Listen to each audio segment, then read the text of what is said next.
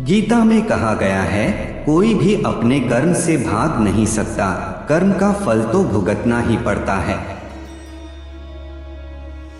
केवल मन ही किसी का मित्र और शत्रु होता है, इसीलिए मन पर नियंत्रण होना अति आवश्यक है। मनुष्य अपने विश्वास से निर्मित होता है, जैसा वह विश्वास करता है वह वैसा बन जाता है। मनुष्य अपने जीवन में जब तक डरता रहेगा तब तक उस मनुष्य के जीवन के हर फैसले दूसरे करते रहेंगे।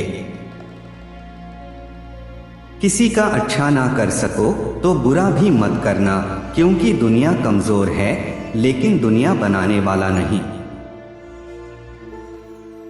जीवन का आनंद ना तो भूतकाल में है और ना भविष्य काल में, बल्कि जीवन तो बस वर्तमान को जीने में है।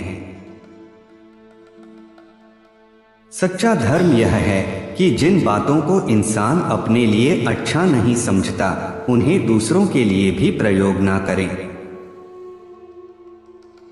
प्रत्येक बुद्धिमान व्यक्ति को क्रोध और लोभ त्याग देना चाहिए, क्योंकि इससे आत्मा का पतन होता है। जो मनुष्य फल की इच्छा का त्याग करके केवल कर्म पर ध्यान देता है वह अवश्य ही जीवन में सफल होता है। मनुष्य नहीं, उसके कर्म अच्छे या बुरे होते हैं, और जैसे मनुष्य के कर्म होते हैं उसे वैसे ही फल की प्राप्ति होती है।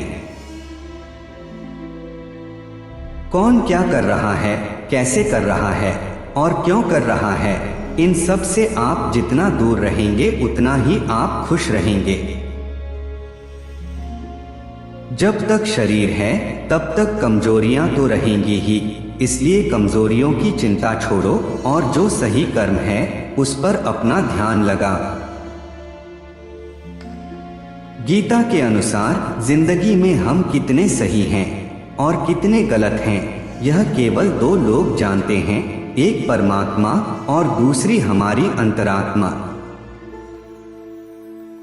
जो व्यक्ति क्रोध करता है उसके मन में भ्रम पैदा होता है, जिससे उसका बौद्धिक तर्क नष्ट हो जाता है और तभी व्यक्ति का धीरे धीरे पतन होने लगता है। जिस प्रकार से प्राकृतिक मौसम में बदलाव आता है, ठीक उसी प्रकार से जीवन में भी सुख दुख आता रहता है, वह कभी स्थायी नहीं रहते हैं। जैसे अंधेरे में प्रकाश की ज्योति जगमगाती है, ठीक उसी प्रकार से सत्य की चमक भी कभी फीकी नहीं पड़ती, इसलिए व्यक्ति को सदैव सत्य बोलना चाहिए। वह व्यक्ति जो सभी इच्छाएं त्याग देता है तथा मैं और मेरा की लालसा और भावना से मुक्त हो जाता है, उसे अपार शांति की प्राप्ति होती है। अच्छे कर्म करने के बावजूद भी लोग केवल आपकी बुराइयां ही याद रखेंगे, इसलिए लोग क्या कहते हैं इस पर ध्यान मत दो, तुम अपना काम करते रहो।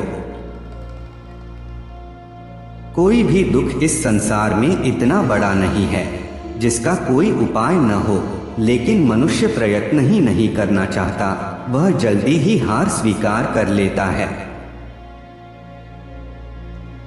श्रीमद् भागवत गीता का मुख्य उद्देश्य मानव कल्याण करना है, इसलिए प्रत्येक मनुष्य को सदैव मानव कल्याण की ओर अग्रसरित रहना चाहिए।